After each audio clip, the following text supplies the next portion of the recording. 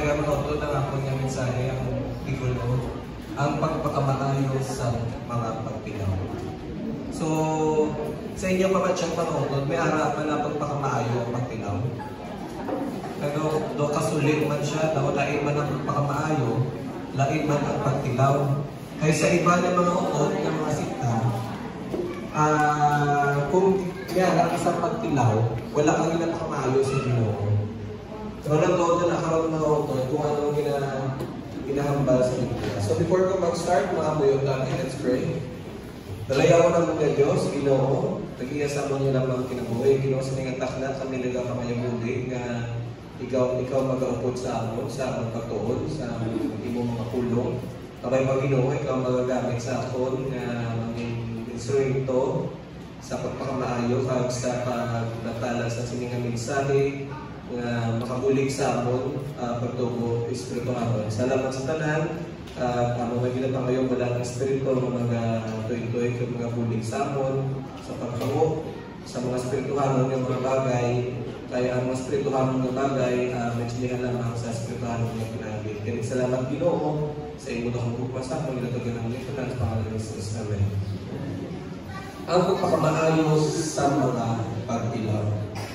Habang diri mga auto, the only thing that was destroyed in the furnace was the ropes that bound them.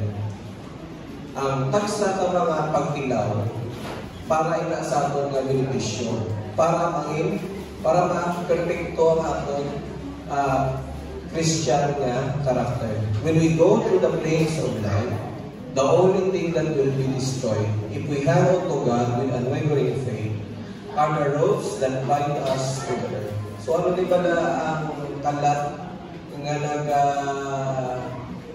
nag-kampiyon sa aton mga motoran, nabalatan na sa ulihin aton motor. Jesus will walk through the flames with us, and we will be prepared to walk with Him in heaven in the midst of the everlasting burdens. Amen? No, amo na promesa sa Ginoo sa aton, kung nagalakad kita sa kalayo, ang Ginoo kaupod nato nga nagalakad mga utod. So ang battery sa Ministry of Healing, sa tanan ng mga tulog o regalo na mahatag sa langit sa mga tao, ang pagpakipupod kay Kristo sa iya mga pag-antos, amo ang labing mabukad nga pagsali kag labing mataas nga katungganan. So grabe mga utod, no? Ang isa galing regalo nga ihatag sa Ginoo sa aton halin sa langit, amo ang pagpupod ni Kristo sa iyang pag-antos. So ngayon mga utod, kung nag-aantos kita galing, ang Ginoo nagpakagpupod sa aton mga utod, hambal ganit na rin sa Pilipos 1:29, dinhatag sa iya ang katungdanan tungod kay Kristo, hindi lamang sa pagtuo sa iya, kundi sa pag-antos tungod sa iya. O gaantos na galing mga utod, nag-experience siya, nag-iisang suffering, kay para man sa iya mga kauturan. Ang mga nag-iisang kastorya, ang iya bata na patay. Tapos yung sulat niya ni, ang ini nga kanta nga ginakanta na sa sibahan, no? Ang ini nga kanta nga utod, no? Amo ni galing isa sa favorite nga hymn ni Mrs. White, no? When peace like a river, ano ba yan? When peace like a river attended my way, when sorrows like sea billows roll.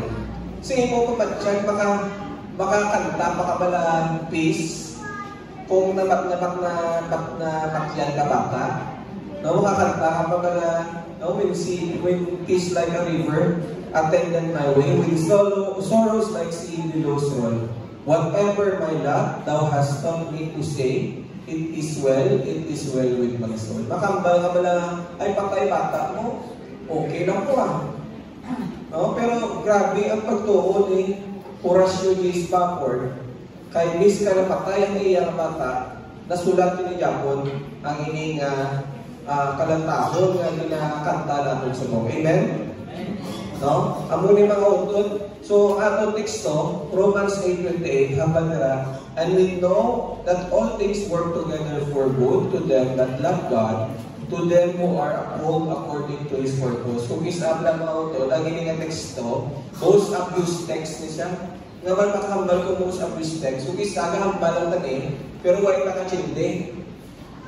So, and we know all things work together for good. Pero mabalaan na hindi ko rin mga utod kung anong gining essence ang sininga text.